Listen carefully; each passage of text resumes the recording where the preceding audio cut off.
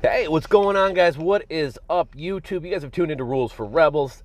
Today is Wednesday, April 12th, 2023. We're going to be doing another one of these rundown videos. We got a lot of interesting stories to share with you guys today. We're going to be talking about how the markets closed up yesterday. Bitcoin surged past 30,000 in the past couple days, just shot from 27,000 to 28,000 to 29,000, over 30,000. Was kind of toying with 31,000, although it's kind of back closer to 30, holding strong. Ethereum up, BNB up. We're going to be talking about a new YouTube internal or built-in YouTube affiliate marketing program called YouTube Tagging, where if you make YouTube videos, if you're a YouTube content creator, you can tag products. Right now, this is in beta. We'll be talking a little bit about this new platform.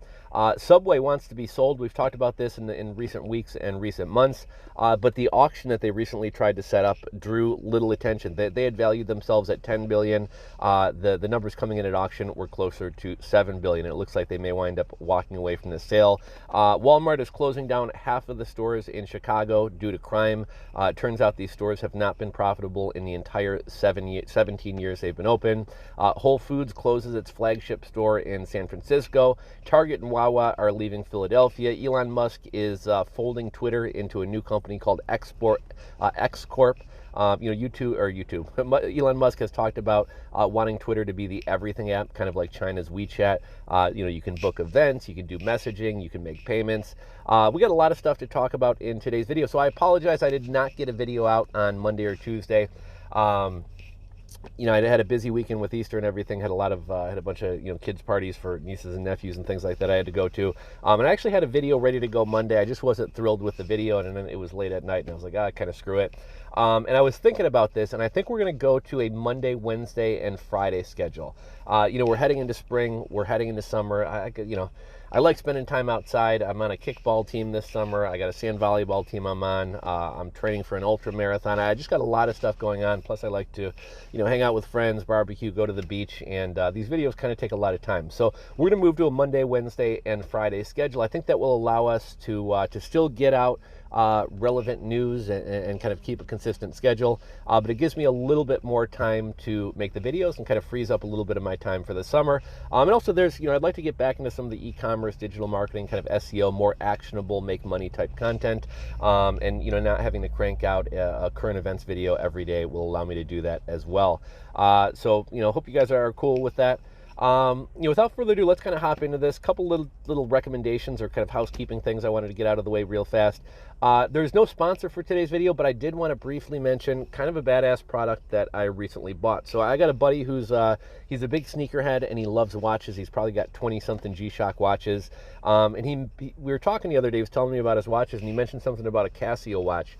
And it reminded me of a Casio watch that I used to have back in 4th grade. I think I had another one in college that I, just had kind of strung to my backpack. But the Casio F91W watch, I just recently picked one of these up the other day. You can get them for like $8. And it's got that super retro, like 80s look. Nothing about it should look good. Like if you look at the face of the watch, it's like tan, blue, red, black, and silver.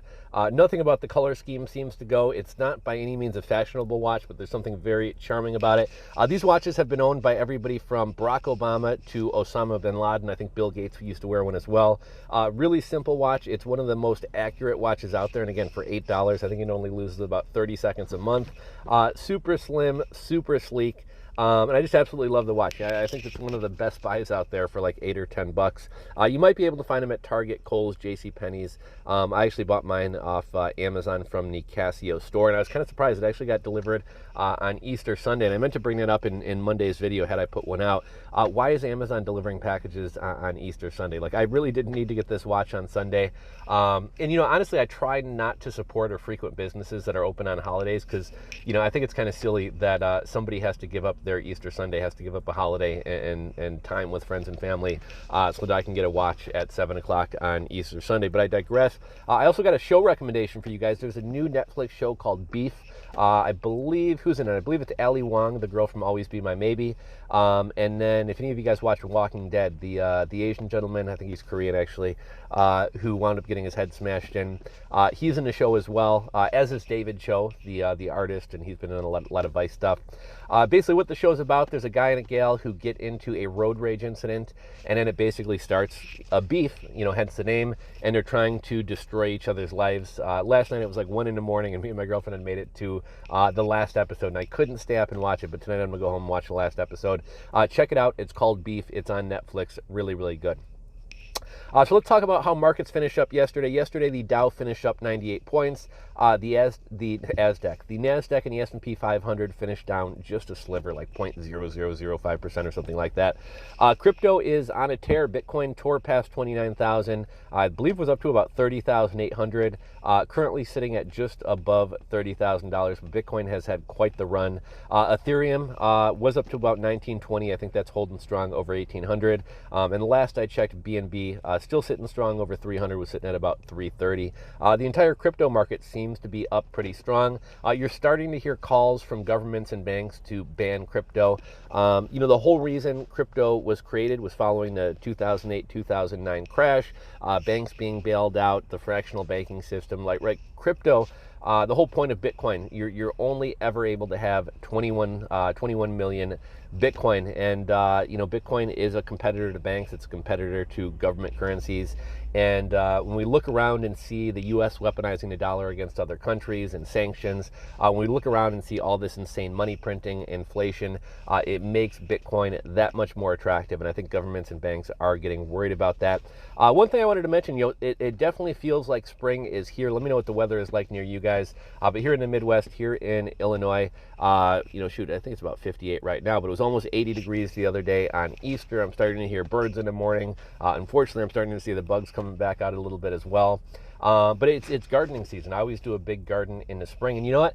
Honestly, most of the time gardening, you're not necessarily going to make money or save money by gardening. It's more a hobby. Gardening, numerous studies have found that it's relaxing. It allows you to kind of reconnect with the earth. There's definitely a sense of satisfaction growing and eating your own food, growing your own food and sharing it with friends, neighbors, relatives.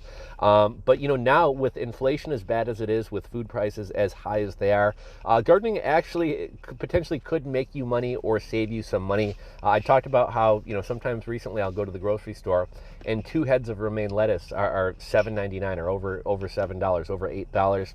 And so now gardening is more than just a hobby. Gardening may actually save you some money. And right now is a perfect time to, if you got a little greenhouse in your backyard, I know Aldi's selling a little mini greenhouse for about 24 bucks. They got a bigger one for about 50 bucks. Now is a great time to get some small plants from your local gardener or nursery. Now's a great time to start your seedlings. And if you got the space, definitely start a garden. It'll save you some money, and I think you'll definitely enjoy and get a sense of pride and satisfaction from doing so. Let's talk about the new YouTube affiliate program. This is referred to as YouTube tagging. If you Google YouTube product tagging, you should find some articles that'll give you some more information about it.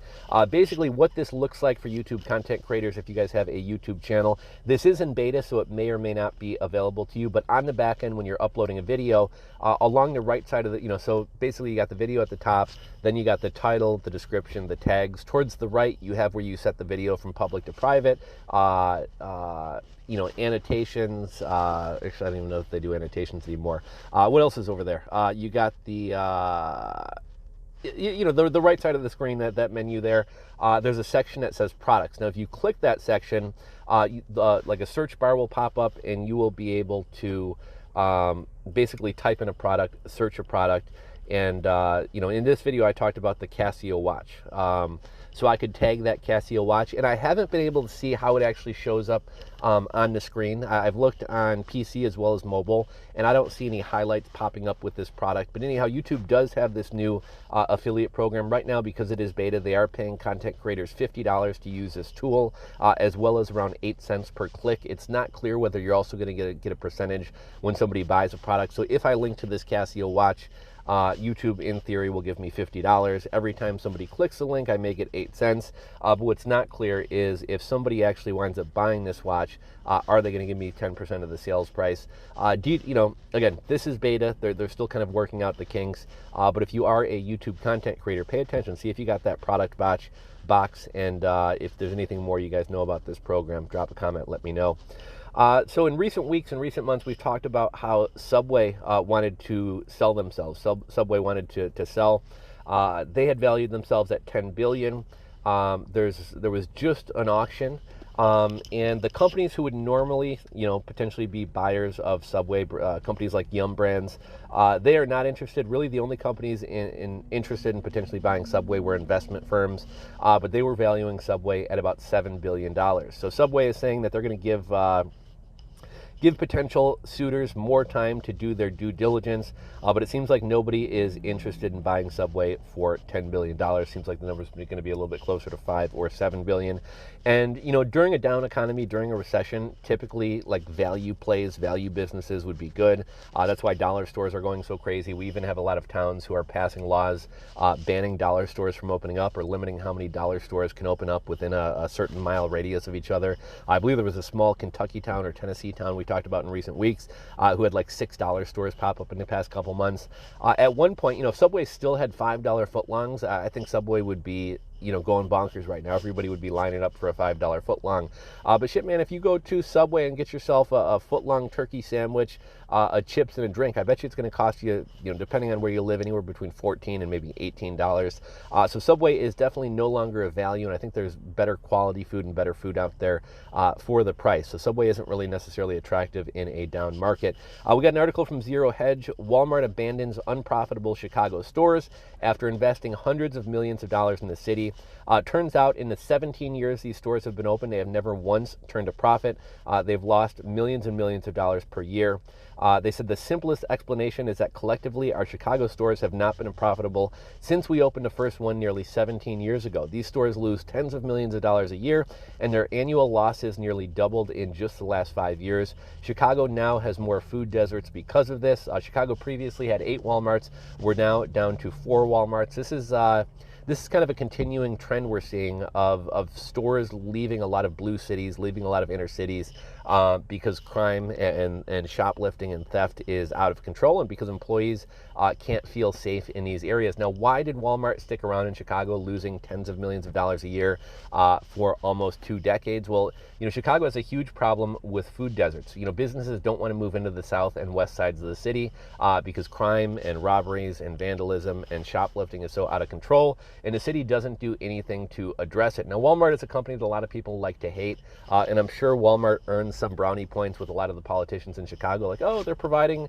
healthy food in a real grocery store in some of these food deserts and areas that otherwise would just have corner stores that sold Lucy cigarettes and blue drinks and a lot of unhealthy fatty foods, which is why in a lot of these neighborhoods, diabetes and heart disease and obesity are such big problems. But Walmart is finally, throwing in the towel. They're saying we can't continue losing money, and it seems like the city is getting even worse. And Chicago isn't the only city. We got another article from Zero Hedge. Whole Foods is closing a flagship store of theirs in San Francisco just a year after it opened due to crime and concerns about employee safety. The company said, we are closing our Trinity location for the time being.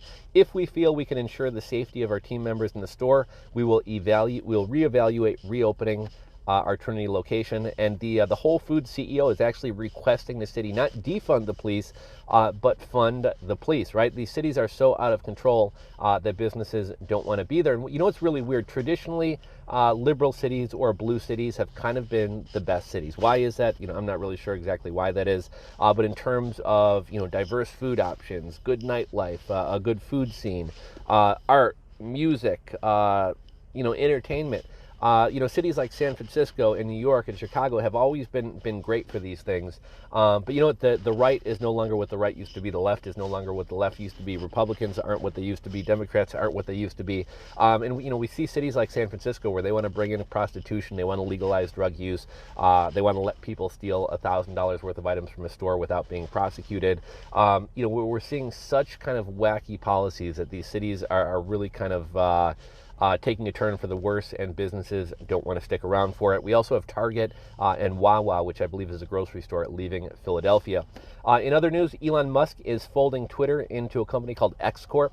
Elon Musk simply tweeted an X the other day. He wants to make Twitter into an everything app like China's WeChat. He doesn't just want Twitter to be a place for you to ramble to rant into space about politics or social events. He wants people to be able to buy tickets to events. He wants messaging. He wants payments. And a few months back, we talked about how Elon Musk and Twitter had filed to become a payment platform.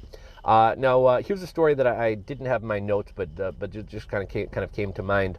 We talked about Dylan Mulvaney, the trans activist who recently got a contract with Nike. She, biological man, but she is the spokesperson for Nike sports bras. I believe she was also the spokesperson for Tampax tampons. So we have a trans woman, but nonetheless a person with a penis who can't have a period, who is the spokesperson for a tampon brand. Like, talk about peak clown world. That is peak clown world. And recently, Bud Light, a brand who is typically drunk by frat bros, blue collar guys, construction workers, mechanics, sports fans, NASCAR fans. They decided to hire Dylan Mulvaney to be their spokesperson as part of a campaign where Dylan Mulvaney is celebrating 365 days of womanhood. There's a new VP of marketing at Bud Light who, if you watch the interview with her, this has to be the dumbest thing I've ever heard. She says, we're a brand that at one time was a really popular brand. It's a dying brand, and she basically came out and called Bud Light consumers, Bud Light fans. She basically called them idiot frat bros and redneck hillbillies. Is essentially what she came out and said. And she said we want to be more inclusive, and we want to go for a younger audience. We kind of talked about how everything these days is trans. One of the ways she wants to grow the brand sales and be more inclusive is by appealing to a group of people who make up, 0.25% of the population of the U.S. And among those people, I think a lot of trans people are younger and kind of confused and trying to kind of figure out who they are. So what percentage of this already small audience is even over 21 and able to drink beer?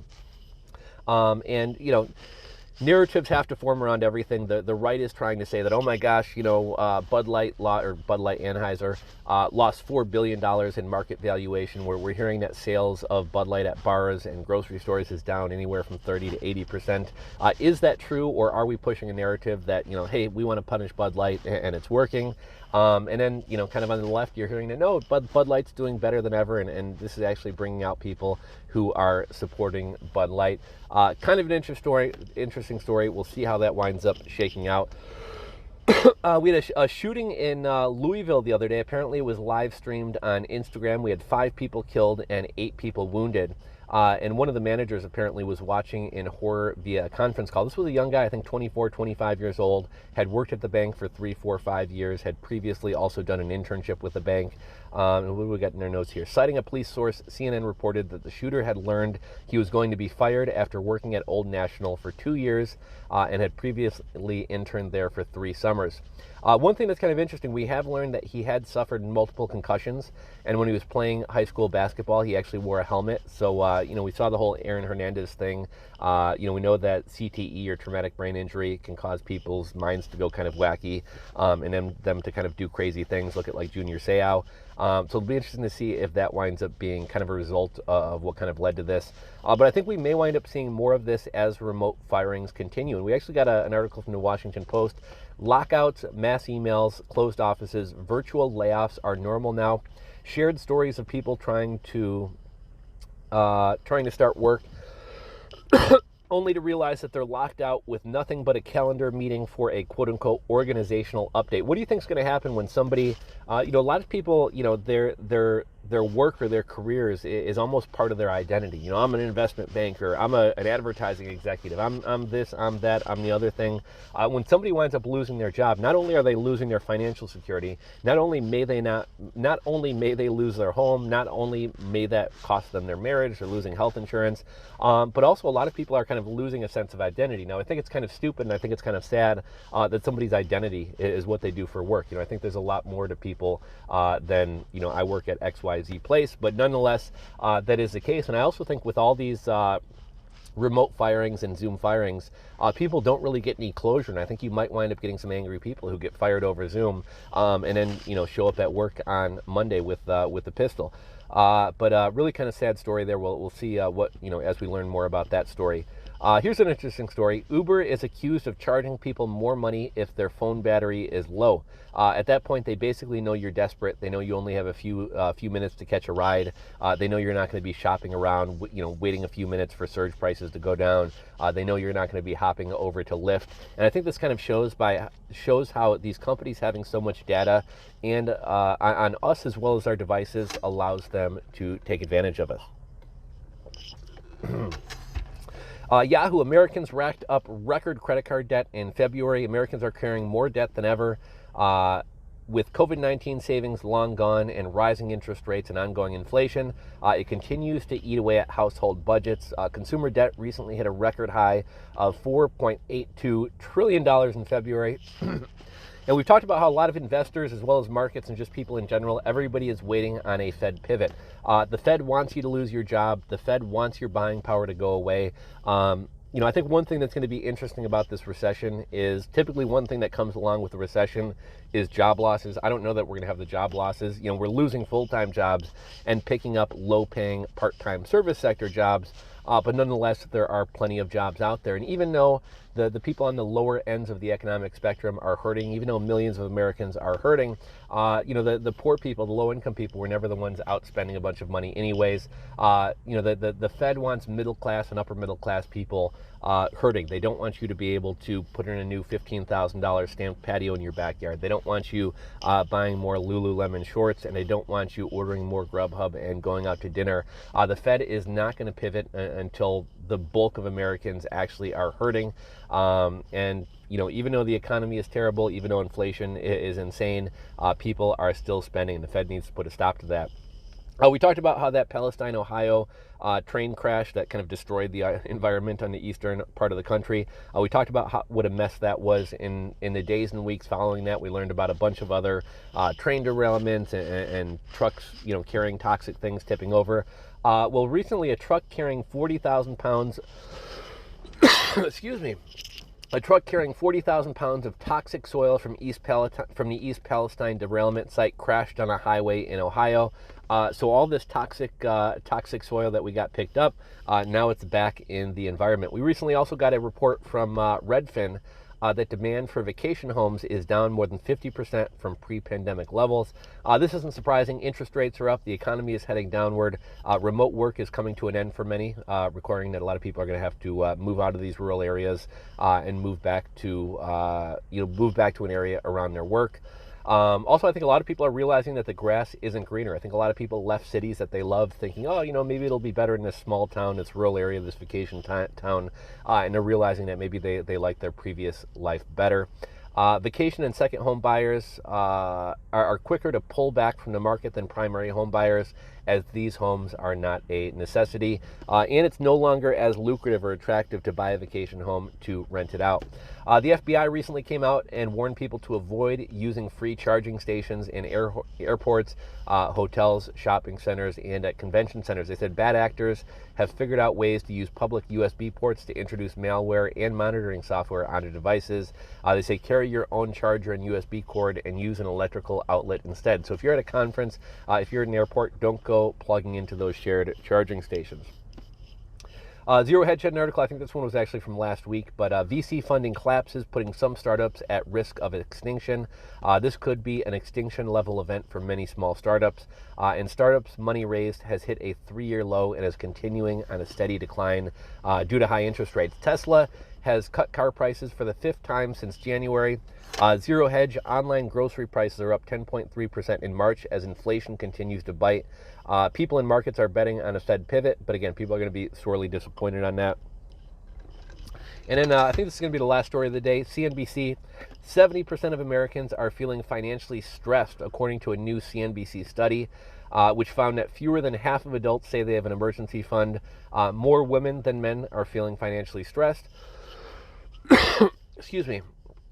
And 58% of Americans are living paycheck to paycheck. One surprising stat that we've talked about a lot, millennials earning over six figures, 68% of them report they are living paycheck to paycheck.